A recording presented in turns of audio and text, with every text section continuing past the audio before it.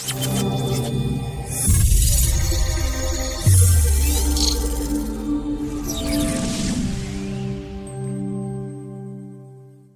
right, shout out to you guys. Appreciate y'all being in the stream. Please hit the like button and the sub button and share button, notification button as well. Shout out to FanDuel, the official sponsor of the Sports Corner. With the Super Bowl coming up, y'all feel free to get y'all bets in.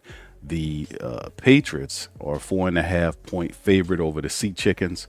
Y'all get y'all bets in. Who y'all think wins the big dance? Y'all let me know in the comment section as well. In this episode of the show, we're going to be talking about the Saints team MVP, not offense or defense. I know we did the defensive one, but I ain't no need to do an offensive one because I know y'all gonna all say the same dude. It's gonna be Tyler Shough, right? Only really two dudes you can throw in it, right? Tyler and Chris Olave. But to make it more challenging, I decided to do a team MVP, meaning which one player was the 2025 season MVP to make you guys kind to jump on it. Now, as we get into it, I got 5 candidates that we're going to talk about for the team MVP. And when we're done, I want you guys to tell me in the comment section which one of these guys are the team MVP in your book. All right, we're going to start off with number one, right? We're going to go number one. Player number one, Cam Jordan. That's right. Cam, the man Jordan, is the first. Now, Cam in his 100th year, just messing Cam. His 15th or I think his 16th season and coming up. But the 36-year-old Cam Jordan turned back the clock. He had 10.5 sacks, his first double-digit sack campaign since 2021. He played in all 17 games. He had 47 tackles, 15 tackles for loss, 15 quarterback hits, right? He reached 132 career sacks that moved him into 17th on the NFL's all-time list. He surpassed Drew for the most games played in franchise history, which is 243. And of course, he showed durability and some dominance later on, right? And it kind of makes him like the emotional and statistical anchor of the Saints defense. That's high praise and a lot of accolades for Cam in his 15th year. So with that being said, that's the guy that we're going to start off with one. So Cam, 10.5 sacks, led the team there. Very interesting to see what y'all take is on that. Like Cam Jordan, he's trying to come back this upcoming year to finish it off. And as long as Cam keeps playing like that, who wants to stop him? You know, sign him back, bring him in. All right, that's candidate number one. Candidate number two is Chris Olave. Chris Olave, fantastic wide receiver, delivered a career best performance this past season, becoming the focal point of the Saints aerial attack. He finished the season with 100 catches, over 1,100 passing yards, and 9 touchdowns, joining Michael Thomas as the only receivers in Saint history to cross the 100-catch threshold in a single year. Now, his ability to produce despite inconsistent quarterback play early in the season kind of solidifies his status as the team's most valuable offensive weapon. So a lot of positive stats, career highs across the board. He has 1 year remaining on his rookie deal that the Saints have picked up the option on, paying him 15+ million for a single year. Ultimately, I think the Saints will work out an extension that'll drop that money to $1 or $2 million, like Mickey and Kai like to do, to give him a 4-year extension on top of that deal. So I think that'll get done at some point this year. So that's candidate number two. Candidate number three is Mr. Tyler Shough, right? Tyler Shough stepped in, kind of surprised a lot of the family members, and did some stuff that we don't see rookie quarterbacks do in the city of New Orleans, right? Not working for us, right? After the Saints started him, or after the season, the Saints went 1-8. Tyler Shough stepped in, took over in week 9, and transformed the team's trajectory. Now, they did finish 6-11, right? But at the same time, with his grasp of the offensive principles and the fact that the team just galvanized around him and really believed in him, that sets the bar. I ain't gonna say sets the bar high, but it does put the team on the upward trajectory that we didn't see prior to him stepping in there. Now, he led New Orleans to 5 wins in his final 9 games. He finished it. Could have been more than that. because it was two of those games we should have won. The Miami game should have been a one that one. Chris Olave dropped that touchdown pass. We should have beat them. I ain't gonna get into all that, but he could have had more wins. If people would have done certain things, is all I'm saying, because it could have been even better than what it actually was in retrospect. But finishing the year over 2,300 yards, 13 touchdowns against 6 picks rather. He was phenomenal, man. 10 touchdowns. I'm sorry, 10 touchdowns against 6, trying to get more than what he had, man. But yeah, he was phenomenal in this year, and had a QBR of 48.9 there. So he was really special in taking the team over. So his arrival increases the team's scoring output big time, making him one of the most impactful midseason additions in the conversation. If you're talking about MVP, especially with the New Orleans Saints, the quarterback position is very important. And it appears that the Saints have solved that riddle for the foreseeable future, right?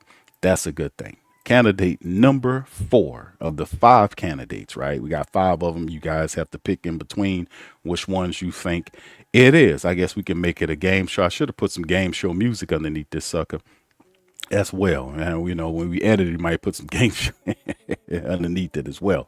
Chase Young is on the board right now. Chase Young is a guy that had 10 sacks. He never had them many sacks before in his career. He's a guy that often dealt with injury. He missed 5 games, but yet and still, Chase Young put up 10 sacks, only beaten by Cam 10.5. It's ridiculous. He flourished in Brandon Staley's defensive scheme. 10 sacks in 12 games is crazy work. After returning from an early season injury, his arrival provided the Saints with an elite pass rushing duo along with Cam. You got to throw Carl Granderson in there too, frequently forcing opponents into difficult protection schemes.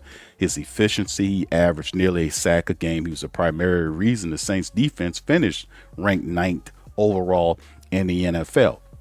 Just remember what the defense looked like, and if you want to kind of gaze Chase Young's impact on the defense, just remember what it looked like those 5 weeks that he didn't play. We did not have a pass rush. We couldn't get to the quarterback. Guys was just sitting back there having a picnic, throwing the ball all around the place, right? When Chase Young came back in, and all of that slowed down and stopped drastically. When Cam, and Carl Granderson got in there, everything picked up and it went to another level. So that's the next guy right there to kind of talk about Chase Young. And then, of course, our final candidate is this gentleman right here by the name of Demario Davis. Demario Davis, Double D, continued to be the heartbeat of the Saints defense. At the age of 37, he led the team with 143 total tackles. He was the primary signal caller for the unit that ranked 3rd in the league in third down defense, which was really big. His leadership was particularly vital during the team's midseason struggles, and he was once again recognized as the team's Walter Payton Man of the Year nominee because of what he did off the field. But what he did on the field, especially toward the middle, because the defense really started hitting its stride around the middle of the season. The problem with the Saints, we just didn't learn fast enough, right?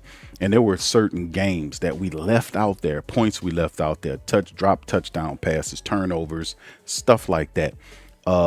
We just didn't learn fast enough as a unit. But when they got to the half of the season, that's when you started seeing the principles of Brandon Staley started to stick. We started seeing personnel come back, because remember, guys were missing tackles, guys were overreading defenses, not knowing where they were supposed to be, misplaying, missing blocks, missing tackles, not getting to the quarterback. These almost got 'em moments was happening.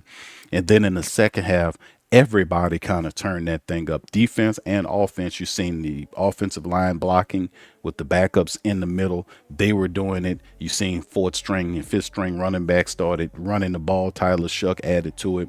Chris Olave's catching got better. His route running got better. They were able to get vertical. You've seen Vele emerge because they traded Rashid Shaheed out of the way, got rid of Brandon Cooks, who was awful.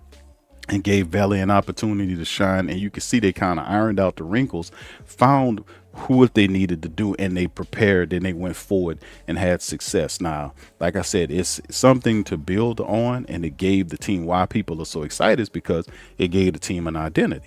Now we know what we need to do. Now we know that we solved the biggest conundrum, which was the QB problem. Now we know we need to build up our offensive line. Now we know that with the cap pass for the NFL, that the Saints, according to Over the Cap, are just six and some change over the cap, so to speak. So it's really interesting, man, to see how it is. Just over $6 million in the red.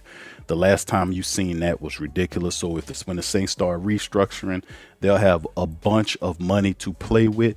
So at the end of the day, what I'm saying is all these fantastic things culminate into people feeling very happy about the potential outcomes. Of course, you couple that with the fact that the NFC South is having some problems. Atlanta got a very mysterious coach in Kevin Stefanski. The Carolina Panthers did some very positive things. And then you have the Tampa Bay team, which is kind of Coach Ted Bowles is kind of re-ramping that thing, getting a new offensive coordinator. He moving guys out of the team. So they're kind of switching things up. And the NFC South is wide open. To be honest with you, it's been wide open. We just have not sealed the deal. Now that we have the proper people in place, we'll re-up with Chris Olave, give him as an extension. Tyler Shough is here on his rookie contract. We can be able to go into free agency confidently and pick up the proper people on our offensive line. We can meet whatever needs we need to make in free agency, and then allow the draft to be where we just draft the best players and find a spot for them on our team. This is what I see them doing. Money is not an encumbrance for the Saints this year.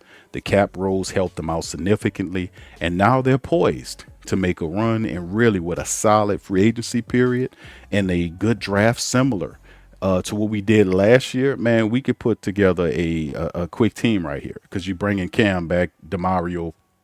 Hopefully you bring those guys back, and then you add to everything and you just keep it going. That's the bottom line. I think that's why a lot of coaches and players are excited, because they say, okay, we got it. Now let's just add to it. And Kellen Moore is going to refine his game over the season. Remember when he first came in, he had to get houses. It was a mad dash. Now it's not so much now. He's more comfortable. He's in line. A lot of stuff is fixed, so he can kind of sink in and be about the business of constructing and building this team going forward around the quarterback, Tyler Shough.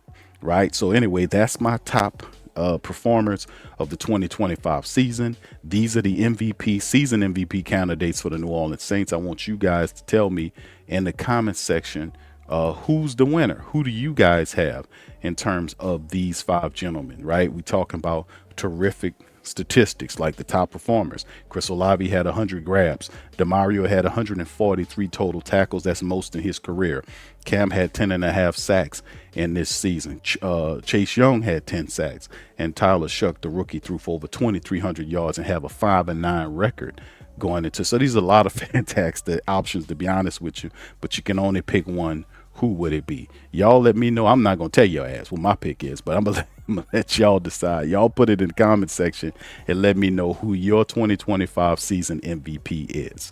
With that being said, I'm out of here.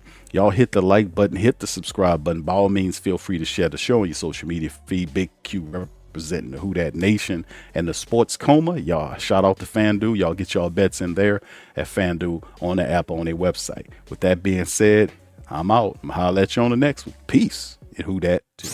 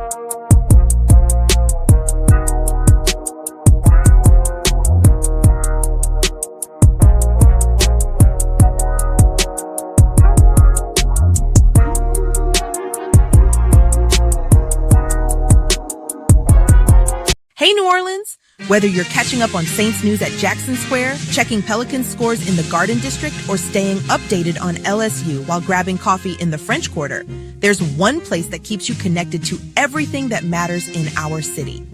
From Bourbon Street to the Superdome, from Preservation Hall to the riverfront, New Orleanians are staying in the know with thehootetdaily.com. Your daily source for Saints, Pelicans, LSU, and all the sports, music, and culture that makes our city special. At work downtown, at a game in the Dome, or just relaxing by the Mississippi, wherever life takes you in the Big Easy, you can stay connected. Because when you're from New Orleans, you don't just live here. You stay in the NO. That's stay in the know. Visit thewhodatdaily.com and never miss what matters most to Who Dat Nation. Welcome to the Pro Shop, where we create authentic NOLA-inspired clothing for men, women, and children. From Saints jerseys to Pelicans gear, everything's crafted right here in New Orleans. Whether you're shopping the Pro Shop, the Pel Shop, or the Pro Shop Kids, we've got your whole family covered with genuine merchandise that represents our city's spirit. Check for links in the description section below or in the chat.